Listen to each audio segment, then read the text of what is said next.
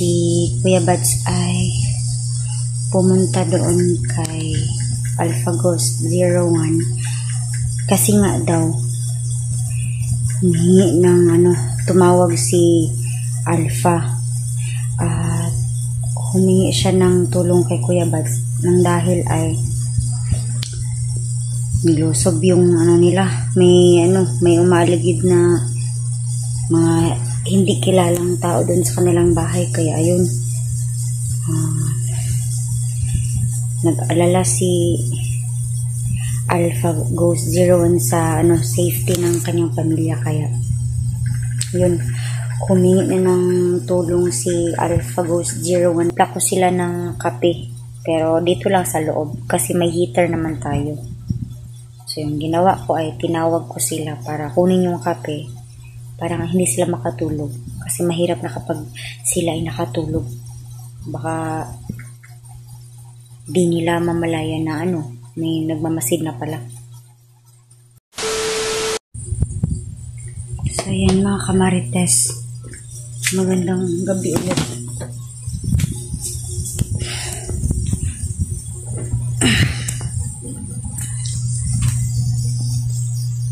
So yun,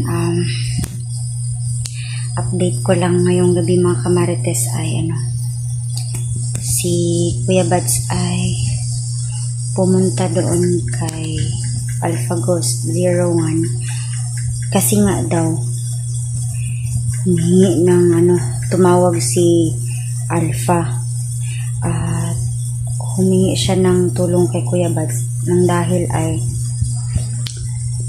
nilusob yung nila, may umaligid na mga hindi kilalang tao dun sa kanilang bahay, kaya ayun,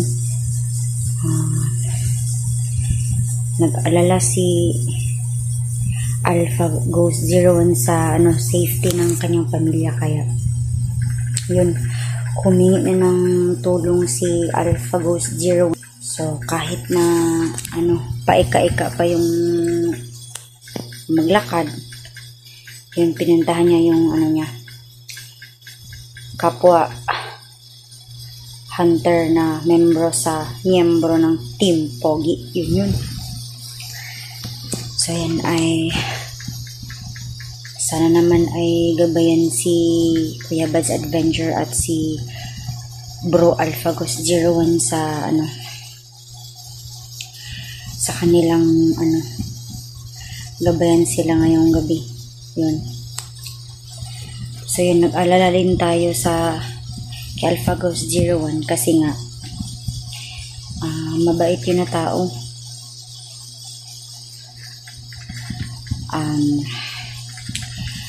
matapang din yan si Alpha Ghost 01 katulad ni Kuya Bats Adventure.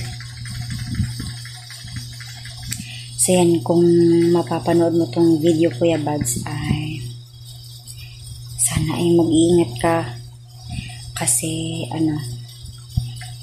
nandito pa kami ni Juno, naghihintay sa iyong pag-uwi.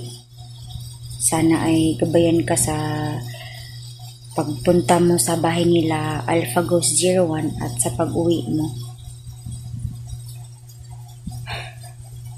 Hindi ako mapakali dito sa bahay. Kahit na gabi na, tulog na si Juno, ay hindi pa rin ako natutulog kasi syempre hindi ako mapakali. Masakit yung paa ni Kuya Bads, tapos pumunta siya doon sa bahay ni Alpha. So yan, kahit na nag-alala tayo sa kanya ay hindi natin ipapakita sa inyo na eto, kinakabahan ako at sobrang nag-alala ako kay Kuya Bats Adventure. Daming lamok. Yun si Pidot at saka si Patrick ay andun sa kubo. Nagsalitan sila ng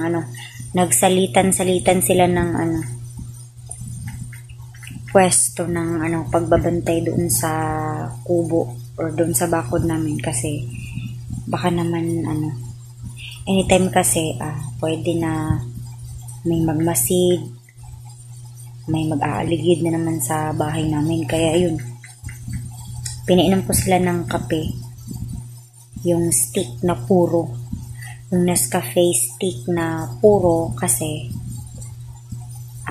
hindi yun kaagad nakakapagpatulog ng isang tao.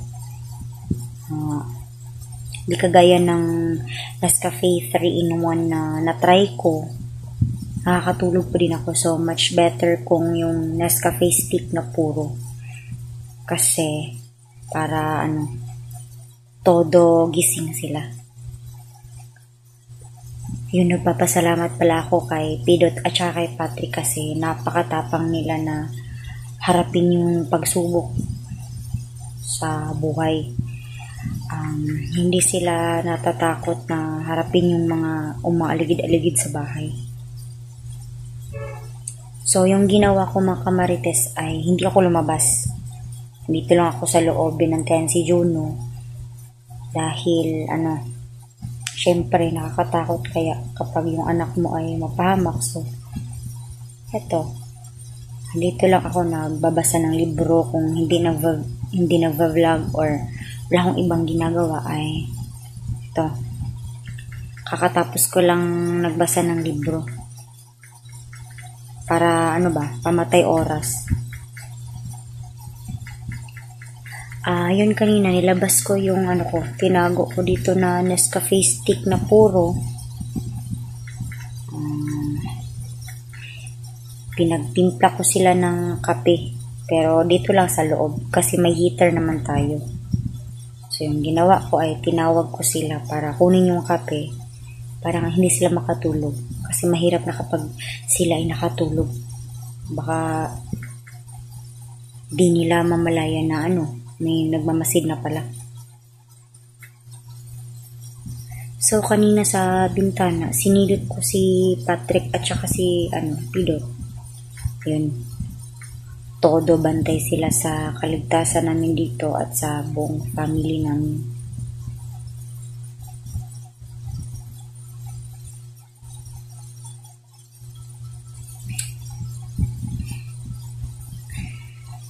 Sana naman mga kamarites ay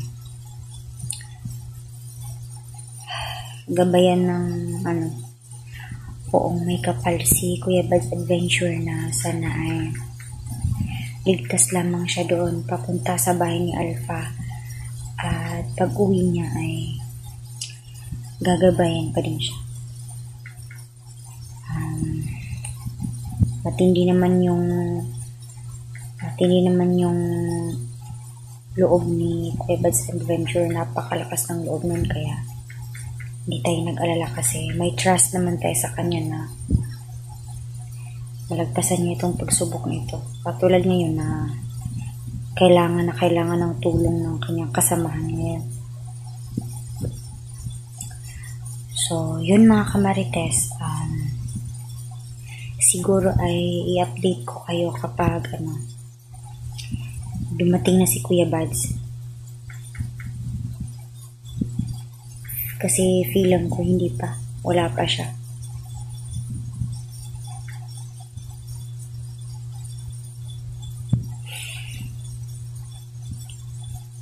So, yun. Hindi din ako makatulog kasi uminom ako ng kape. Kaya, ngayon, pagkatapos ng video na ito, ay maghanap ako ng pwede kong gawin para ako ay malibang. Kasi kahit na andito tayo sa loob ng kwarto, dapat ay alerto pa din tayo. Baka may kumatok dyan sa pintuan ba. Tapos magpanggap na si Kuya Bads pero hindi pala. Ayan. Nilak ko naman yung pinto.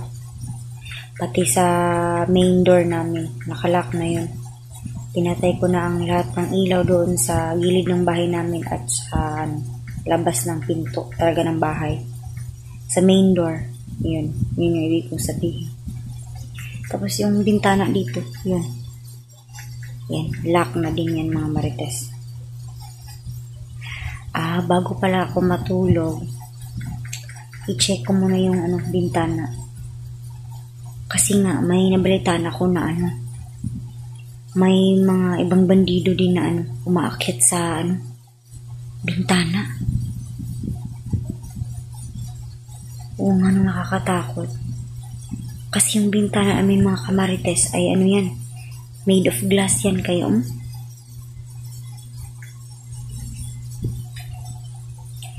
Kaya yan, update ko kayo mamaya kung andito na si Kuya Bad's Adventure. Hanggang na lang muna mga kamarites.